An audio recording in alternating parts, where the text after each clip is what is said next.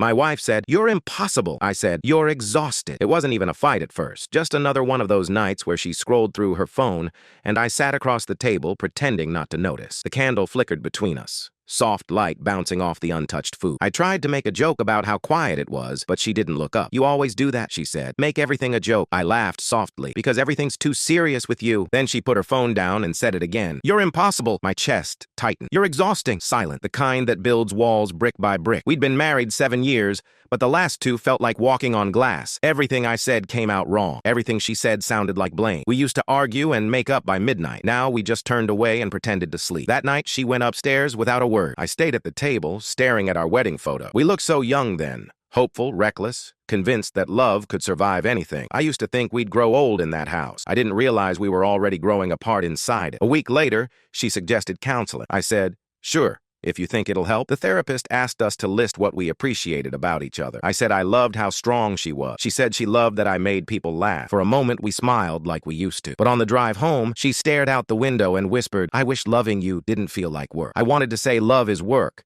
that it's supposed to be effort, patience, compromise. But instead, I just said, yeah. 2 months later, she moved out. No yelling, no slammed doors, just quiet boxes and careful goodbye. She left her key on the counter with a note. "You're not impossible. You're just not mine anymore." I sat there for hours, holding that note, like it could somehow explain everything we lost. The house felt empty in a way I couldn't describe. I kept her mug, the one that said, "Love you more." I still use it every morning, even though the print is fading. I still find her hair ties in drawers, her perfume on old sweaters. I still cook too much food out of habit. Sometimes I play her favorite playlist just to fill the silence, then stop halfway through because it hurts too much. Friends tell me to move on. My brother says, "You've got to let it go, man." But how do you let go of someone who's in everything? The grocery list still in her handwriting, the dent on her side of the bed, the faint smell of her shampoo in the bathroom even now. Last week, I saw her at the park walking our old dog. She looked happy, healthier. I wanted to go up to her to say something, but I didn't. She laughed at something on her phone, and I realized it wasn't my place anymore to make her laugh. That night, I opened our photo album. Birthdays, road trips, late-night selfies. We weren't perfect, but we were real. And that's what hurts the most, that something real could still fall apart. Sometimes I dream she comes home, not to stay, just to talk. In the dream, she says she misses me. I tell her I still make coffee in her mug. She smiles and says, "You were never impossible, just hard to reach." Then she fades before I can answer. Now, when I lie in bed, I think about how love doesn't disappear. It unravels quietly. Missed dinners, unsaid words, 2 people waiting for the other to fix what neither could alone. She said I was impossible.